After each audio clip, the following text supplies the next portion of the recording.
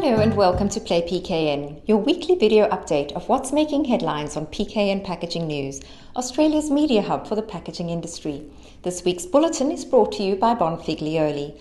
I'm the publisher, Lindy Hewson, and we start this week with the news that leading Australian tube manufacturer Impact International has launched a carbon offset forest initiative and is partnering with 10 well-known Australian brands, including Bondi Sands, Natio, Di Lorenzo and Ultraceuticals, among others. MD Alex Lejovic told me that based on a standard extruded plastic tube that holds 100 ml of product, the Impact International Forest can offset the raw materials used to manufacture approximately 30 million 100 ml tubes each year. He says customers who are participating in the Sustainable Forest program have access to the most sustainable tubes available in the world. Plus, they are helping to protect native Australian wildlife. In the coding sector, UK-based photonic printing solutions company Datalaze is partnering with Result Group to bring its coding systems to the Australasian region. Datalaze coding technology delivers advanced methods of applying variable information onto a variety of types of packaging, including GS1, 2D and 1D barcodes, batch and date codes, check, weigh and sequential batch numbers. Datalaze combines laser technology with color change pigments to create high-resolution, high-contrast print, delivering inkless printing that is a viable alternative to print and apply labels, high-resolution inkjet and waxjet solutions. Meanwhile, in the packaging materials world, Spices has partnered with paper manufacturer Arjo Wiggins to bring the newly launched Silvicta barrier paper to Australia, New Zealand and Asia. It's pitched as a new groundbreaking, sustainable alternative to plastics in packaging.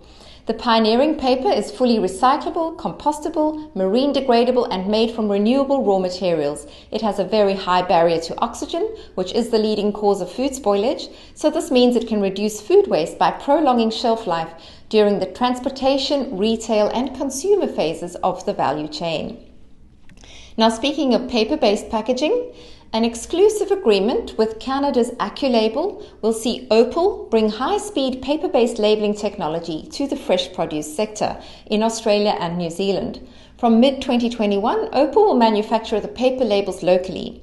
AccuLabel specializes in post-harvest fruit and produce labeling technology, and the agreement means that Opal can provide a key point of differentiation through paper-based labeling technology, which it says is the first of its kind in the fresh produce industry and an alternative solution to, you guessed it, plastic labels.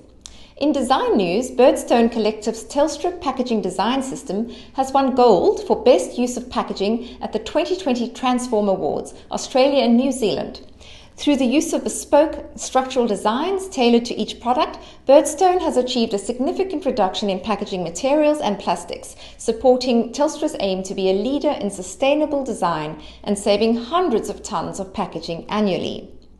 Nestlé, meanwhile, has released new research which shows that Australians are a nation of wish cyclers, as more than half of us admit to putting waste in a recycling bin even if we're not sure it's recyclable, and 1 in 5 of us believe materials in the recycling bin will get sorted somehow once collected. If we're not recycling right, it can be quite problematic. Wish cycling can lead to genuinely recyclable materials being so contaminated that they end up sent to landfill, resulting in a lost opportunity for the waste to be turned into a resource. So there are 3 very important messages coming out of the report. Number 1, check it before you chuck it. Always look for the Australasian recycling label to know which bin to recycle in. Number 2, drop off your soft plastics. Collect soft plastics and drop them in store at a Red Cycle collection point, available in most Woolworths and Coles. And if in doubt, chuck it out. While it may seem counterintuitive, if you are unsure if something is recyclable, put it in the rubbish bin. Last and certainly not least this week, PKN's 60th anniversary issue is out, and in it we announce our 60 of the best list, which recognizes people in packaging who are making positive change happen in our industry. They're demonstrating leadership, entrepreneurship, vision and passion.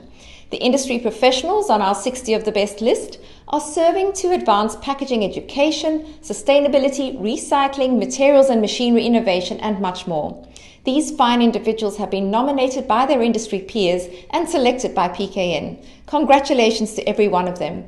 You can see who made the list by heading to packagingnews.com.au, where you'll also find new details on the news this week. That's it from me, Lindy Hewson, signing off.